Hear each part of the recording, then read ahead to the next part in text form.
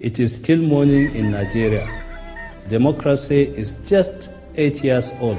Our nation has changed for the better, but there is much left to do.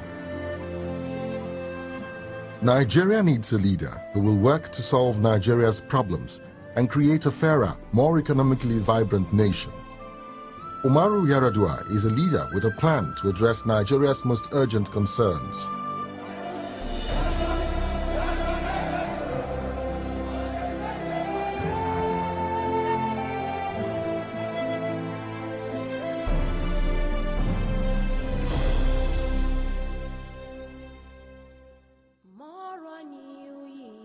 Born into a family with a history of public service, Umaru Yar'Adua's father, Malam Musa Yar'Adua, was a member of the House of Representatives and served as minister in the First Republic. He brought us up to believe in hard work, honesty, and discipline.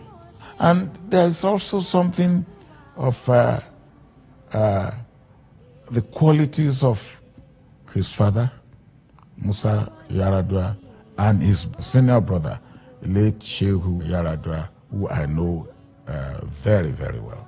If you like, you may say that they have long tradition of public service, of decency in their family.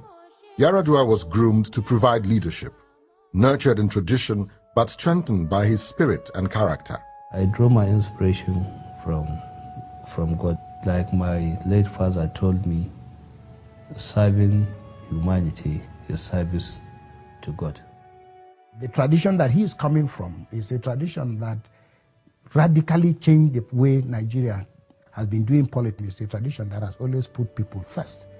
Yar'Adua is at heart a teacher, an academic with an analytical mind. He studied and taught chemistry at the university level for years. He was the greatest teacher that I've ever come across in chemistry. And that, of course, that has culminated into my being a doctor, a medical doctor here. He is a man who studies everything, from the intricacies of particle physics to economic policy. I read a lot. Even though I was a student of chemistry, I was interested in the development of my country, and that means I have to learn something about the economy of nations and the wealth of nations. Yar'Adua is well versed in economic leadership. There is no greater testament to his capacity to be president than his record of achievement as governor of Katsina State. This is a governor that inherited a state treasury with a negative balance of over 580 million. The state's finances turned out to be worse than we had imagined. He injected a lot of funds in providing medical equipment and instruments. He bought theater equipment. He bought diagnostic facilities like endoscopes. So he's done quite a lot in the health sector. I believe Katsina State is unparalleled to any other state of the Federation. It was a product of organization. It was a product of an inspiring leadership and hard work. He is one of what we consider a good example of good governance and good leadership. That is almost a very new thing in Nigeria. I believe that his views are measured views, and of course he understands what development is all about. Yar'Adua now has a plan for the nation, a clear course for success at home and on the international stage. The PDP Vision 2020 aspires to rank Nigeria among the 20 most developed economies in the world by the year 2020. His 7-point agenda begins decisively with power supply, the lifeblood of development. But you cannot build a modern economy without sufficient and sustainable and stable power and energy. When I declare a national emergency, that is making the nation to recognize this fact also, so that we raise the generation to 30,000 megawatts by 2011 and 50,000 megawatts by 2015. The next step comprises the fruit of the earth, agriculture and food security. The first priority is that at least as a minimum, we must be able to feed ourselves as a nation.